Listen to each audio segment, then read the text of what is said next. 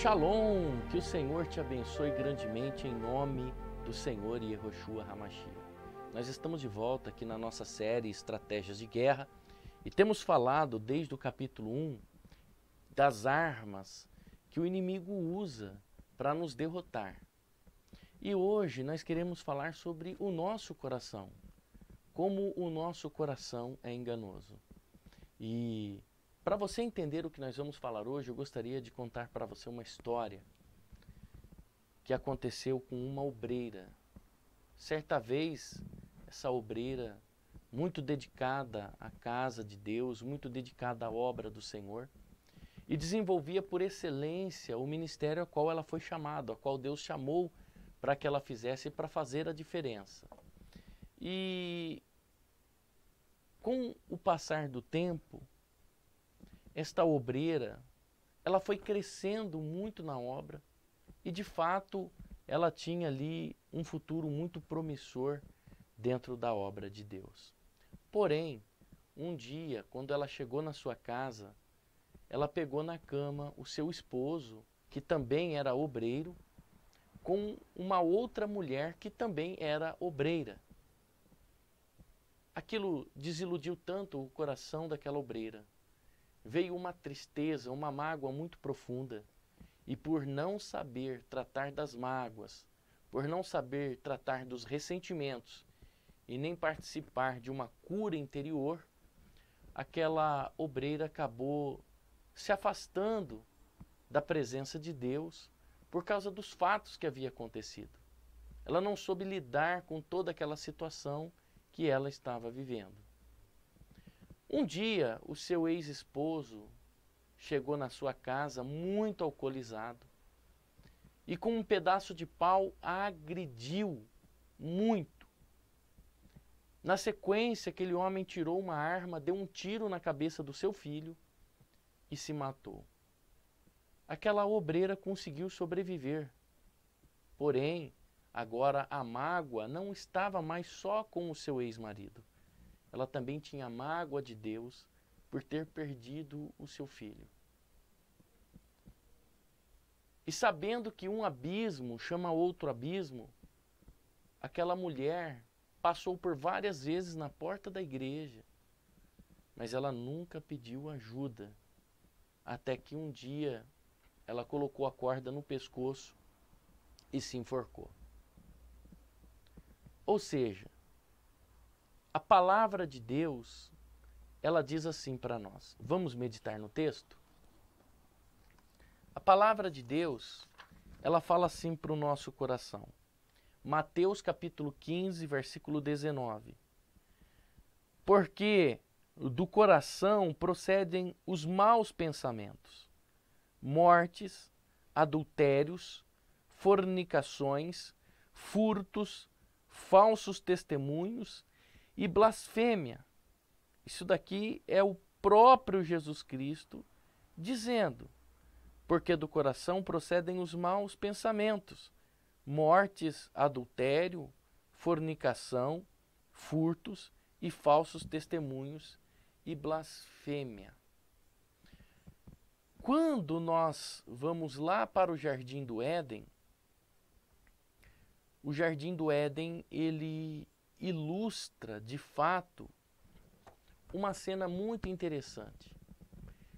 Quando nós vamos para o capítulo 3 do livro de Gênesis, por exemplo, nós vemos que ali no Éden, uma coisa interessante acontece.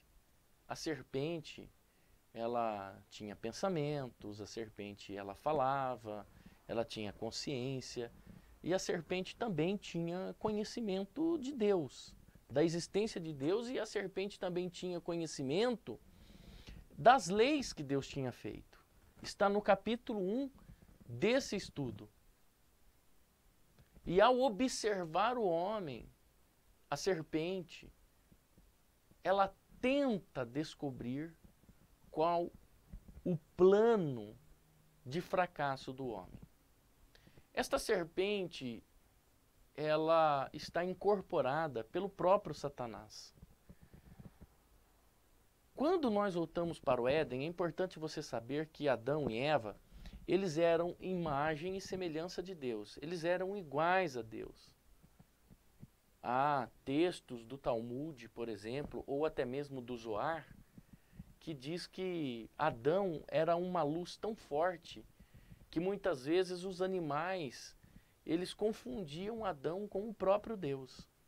De tão semelhança era, né? A imagem e a semelhança do próprio Deus. E nós sabemos que Deus, ele conversa com todos os seus seres vivos. Deus conversa com toda a sua criação. Todas as suas criações têm acesso ao próprio Deus. A maior prova disso está no capítulo 2 do livro do profeta Jonas, quando Jonas tinha desobedecido a Deus e ao invés de ir a Nínive, estava fugindo para Tarsis.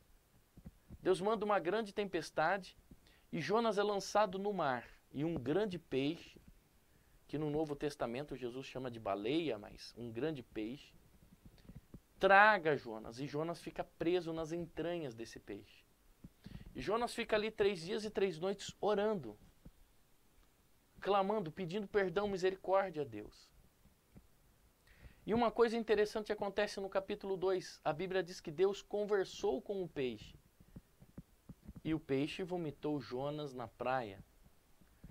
Então nós vimos aqui que quando Deus conversa com o peixe sabia que o próprio Deus era o seu Criador. E ele obedece, o contrário de Jonas, que não obedece a Deus, o peixe obedece a Deus, o peixe responde a Deus. E o que o peixe faz? O peixe vomita Jonas na praia, obedecendo a voz de Deus. É interessante. Se você tiver aí em casa um animal doméstico aí na sua casa, talvez você está aí com o seu cachorrinho, né? Eu não sei, gato, o que você tem aí, um passarinho. Quando você olha para esse animal doméstico que você tem aí na sua casa, esse animal sabe que Deus é o seu Criador.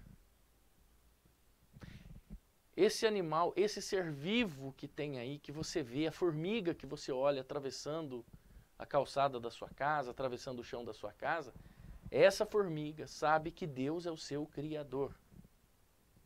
Por isso que o salmista diz que todo ser que respira louva ao Senhor. E o peixe sabia muito bem quem era Deus e conversa com Deus. Não há paralelos de linguagem entre Deus e os animais. Bom, se Adão era a imagem e semelhança de Deus no Éden, esse casal tinha acesso a essa conversa com os próprios animais. E eles conversavam com os animais. Assim como Deus conversa com os animais. E naquele momento o diabo se apodera da serpente, porque ele é um ser. Ele é um ser espiritual, um anjo caído, um ser que não é físico, mas ele toma um corpo físico para falar com a Eva. E ele seduz a Eva. Ele consegue seduzir a Eva. O que é a sedução? Eu fico imaginando quando uma mulher ou um homem seduz, quando um homem seduz uma mulher, ou quando uma mulher seduz um homem. E ele cai na sedução, ele entrega o seu coração para que aquele ser manipule os seus desejos. Quando a pessoa cai na sedução, aquele ser manipula os desejos que está no coração. Não foi isso que aconteceu com Sansão? Quando Dalila seduziu Sansão, ela teve acesso ao cerne, ao seu cerne, aquilo que está na sua alma, aquilo que está armazenado dentro dele. E qual era o cerne de Adão? Ou melhor, de Sansão? Qual que era o que tinha de segredo dentro do coração desse homem? O segredo era dele com Deus. E Sansão, seduzido por Dalila, entrega a chave do seu coração para que ela pudesse manipular os seus pensamentos e os seus sentimentos. E ele conta então, ele revela o segredo. Seduzido por Dalila, ele revela o segredo entre ele e Deus. Assim acontece no Éden, por isso que o apóstolo Paulo, na segunda carta aos Coríntios, ele diz assim que ele teme como o diabo seduziu, enganou a Eva, ele temia que viria esse mesmo espírito manipulador e dominasse a mente, os pensamentos de algumas pessoas. De que alguns tivessem o seu pensamento manipulado, dominado. E é isso que acontece com Eva no Éden. Ela é seduzida pelo quê? Pelo desejo de ser igual a Deus, pelo desejo de ter o mesmo poder, a mesma ação de Deus, e seduzida pela serpente. O que acontece?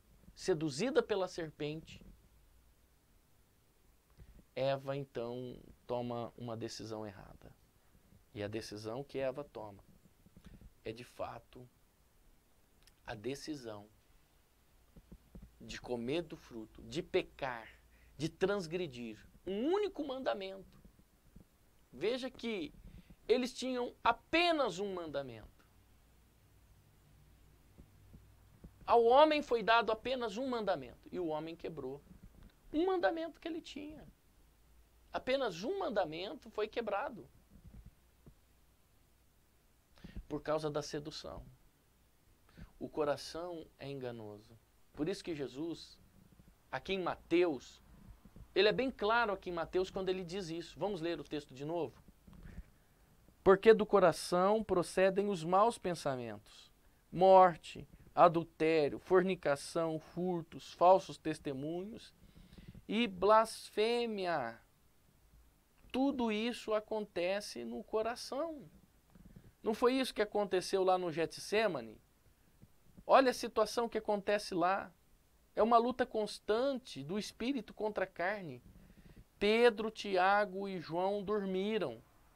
Eles estavam sufocados pelo cansaço, enquanto o Senhor Jesus orava para enfrentar os momentos mais difíceis da sua vida, que era a cruz, em vez daqueles discípulos fazerem o que eles foram chamados para fazer, ou seja, orar, ficar atento, ajudando o mestre, eles descansaram. Olha, Mateus 26, 41. Vigiai e orai, para que não entreis em tentação, porque na verdade o espírito está pronto, mas a carne é fraca.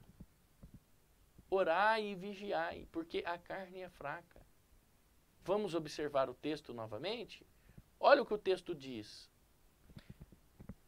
Na verdade, o espírito está pronto, mas a carne é fraca. Essa fraqueza da carne, ou seja, da alma, nada mais é do que a inclinação, meu irmão, das nossas emoções. Ela é a inclinação dos nossos sentimentos que deixa o ser humano débil, vacilante, instável. Ô, meu irmão, o espírito está pronto, quer dizer que ele nunca é surpreendido pelo mal. O mal nunca pega o espírito desprevenido, porque ele está conectado com Deus sempre. Ou seja, o espírito é prudente, o espírito é zeloso. Por isso o espírito está sempre disposto a cumprir a vontade de Deus, a vencer as tentações. Então, se a inclinação da carne leva à morte espiritual, a inclinação que procede do espírito traz a vida, traz ânimo, traz bons objetivos. Olha que Paulo diz, olha o que o apóstolo Paulo está falando no livro de Gálatas, capítulo 5, versículo 19. Vamos ler o texto.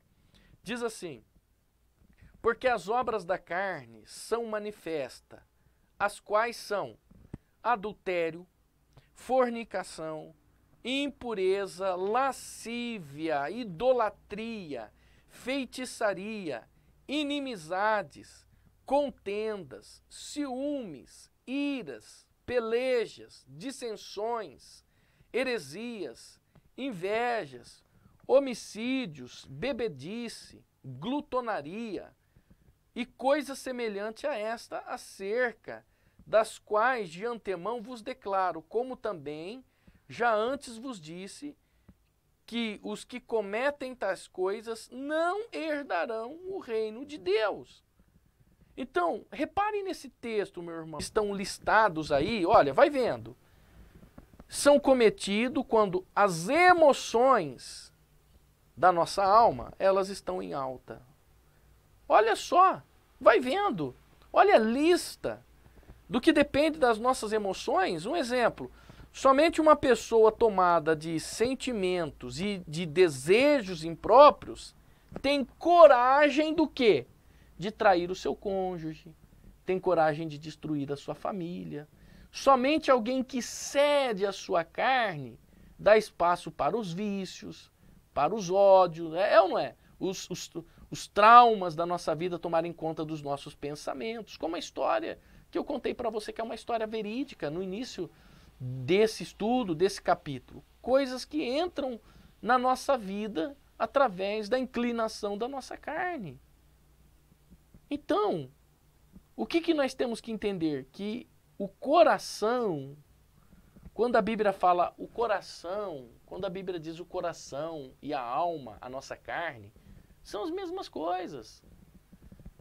Do nosso coração, da nossa alma, do nosso desejo carnal, procede todas estas fontes. Por isso que o nosso coração, ele tem que estar guardado. O que aconteceu com aquela obreira da história do começo desse capítulo? Ela não fez um tratamento e ela cedeu, ela abriu brechas para que o inimigo tomasse conta da sua alma, para que o inimigo destruísse a sua alma, para que o inimigo destruísse a sua vida. Ela não tratou logo quando ela sofreu uma traição e ela desenvolveu aí traumas, dores, né? Ela não conseguiu perdoar e tocar a sua vida adiante. Ela desenvolveu o quê? Ela desenvolveu uma porta, ela abriu uma porta, ela criou, desenvolveu uma porta na alma dela, dando acesso para o inimigo trabalhar ali. O diabo estava observando ela. O diabo estava observando aonde estava a sua fraqueza para poder dominá-lo, tomar conta da sua vida. Vá para o capítulo 1 desse estudo, lá no nosso primeiro vídeo, e veja o que nós falamos sobre a observação. Como que o inimigo observou a criação dos primeiros seres humanos, dos nossos primeiros pais aqui na Terra. Primeiro, antes de seduzir a Eva, ele observou Eva minuciosamente. E o que o inimigo faz na nossa vida é nos observar minuciosamente para poder atacar a nossa vida. Essa é uma estratégia dele, a observação. E quando ele percebe um desejo no nosso coração, é nesse desejo que ele vai trabalhar. É no desejo do seu coração, é onde procede as fontes. Cuidado com os desejos do seu coração, porque é aí que ele vai atacar. É aí que ele vai entrar, é aí que ele vai se manifestar, é aí que ele vai colocar em prática toda a sua artimanha para destruir você. Por quê? Teoricamente, isso aqui que eu estou dizendo é uma metáfora que eu vou falar para você agora. Ele quer colocar lá na sala dele um troféu chamado pelo seu nome.